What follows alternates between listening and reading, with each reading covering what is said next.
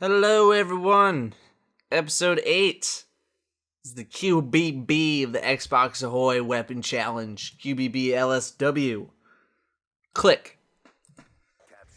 We're rolling with Primary Gunfighter, so that's 3 attachments, Laser, Quick Draw, and Suppressor, with Flak Jacket, Fast Hands, Dexterity, C4, and a Trophy System. Now, this class is pretty good. I mean, it's not overwhelmingly great in one specific aspect, but it does a lot of things well. You got Flak Jacket there for being able to do objective gameplay. The QBB itself is a pretty good gun, ridiculously high fire rate, so that's good. Probably wouldn't do Dexterity on this map. I'd probably swap it out for something else. Fast Hands is good, because if you have an LMG, it's really slow to switch to anything. So having that kind of counterbalances, its slow handling, along with, quick draw. LMGs are actually really good. I've been using them a lot, and they're really good if you struggle with being proactive. Like, if you're a much more reactive player than proactive, and you want to become more proactive, use the LMG, because it forces you to be more proactive. Forces you to, move a little bit slower. Focus on what's going on around you so you don't get outgunned, because the handling times are so ridiculously bad that if you want to win any gunfights, you're not just going to be able to sprint all over the place and raise your gun as someone's coming around the corner. They're going to beat you every time. Now, obviously, quick draw handle helps with that in some regards, and I highly would suggest using it. If I didn't say that nicely. And they're very underrated as a gun as is. I definitely would do Primary Gunfighter all the time on an LMG. Adjustable stock, quick draw handle, and then a third of whatever. I do that with the reflex sight on the hammer. And the hammer's really good to burst fire with, because those first few bullets, I think it's 7 bullets, are fired at a way faster rate than the next few bullets. So if you can handle that recoil, it's a beastly weapon. That's all I'm going to talk about on LMGs. I was wondering about what everyone thought about the Call of Duty Ghost reveal that happened yesterday at 11. If you didn't watch it, I'm sure I have a link somewhere. You can just go click that and watch it for yourself. But if you did watch it, did you think it was underwhelming like I did? Because that's what I thought it was. Very underwhelming. The graphics look the same as usual. I mean, with next gen, it'll be running at 1080, not 720. So I guess that's something. But the whole no new engine thing is kind of a downer. Remember, it's not 100% a new engine, it's just modifications to an existing engine.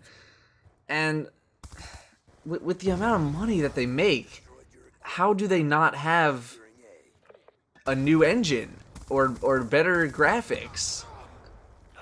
The next game, Call of Duty Ghosts, literally just looks like an expansion. It looks like any other Call of Duty game. Knife that dude right in the face. It looks like any other game that we have now. And of what we saw, yeah, it's basically what we see every time with the Call of Duty reveal, right down to a different exotic location. First it was snowmobiles going on the mountains, and then we were in outer space or something, and now we're underwater, and we're running out of exotic places to go. You know what I mean? Oh god, imagine if there's an underwater multiplayer map. Oh, I don't even know how that would work. That would be so slow paced. Anyway, I'm getting off topic. I'm still kind of wondering what the purpose of the masks are. The masks they pull over their face, because right at the very end of the dog section, the dude was like, "Okay, masks on, do it."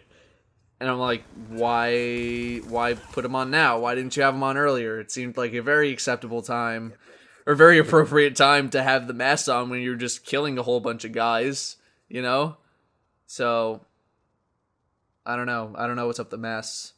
And speaking of the dog section, I mean, it looked kind of cool, I guess. Considering the whole theme of the story being like the last group of armed forces or whatever, maybe there might be some more stealth-based missions. Everyone liked the one in Call of Duty 4 where you were snipers in the ghillie suits and all that stuff. So this seems like a perfect time to kind of bring some of that gameplay back to the franchise, because, I mean, I don't know many people who didn't like that section. But, and I mean, I guess the dog section was kind of stealthy, because you had to, like, sneak up on dudes and then rip out their tracheas. So, I mean, I don't know. It's just, it didn't really make me go like, oh my god, that's so awesome. Like, nothing did. Nothing made me go, oh my god, this is so amazing. And that's not good. That's not really good for any game. It's just kind of, it's just the same stuff that we've always been seeing game after game after game. And, you know, obviously it's going to be on rails again, but I don't really know how they would do the game in like a sandboxy way. It's not really a sandbox game. Like, Last of Us isn't a sandbox game at all. I probably shouldn't have said that, because I did focus group testing on The Last of Us, and it's not a sandbox game. Spoilers, I guess. Sorry. It's still an amazing game. It's completely story driven, and it's very much so on rails to a very large extent. So not all rail games are bad, and I don't know how Call of Duty would not be a rail game, like a on-rail shooter. So I don't know what the deal was in only shooting or only showing single-player footage as well. Maybe they're saving multiplayer for later in E3. I don't know. I'll be at E3. Maybe I can find something out, but I'm sure the billion other Call of Duty channels already have exclusive content and, like, know all the maps and shit like that, so I'm sure you'll be able to see all that stuff by the time this video is even up on my channel. I mean, does anyone play Call of Duty for the single-player gameplay? For the campaign? Probably a very, very low percent.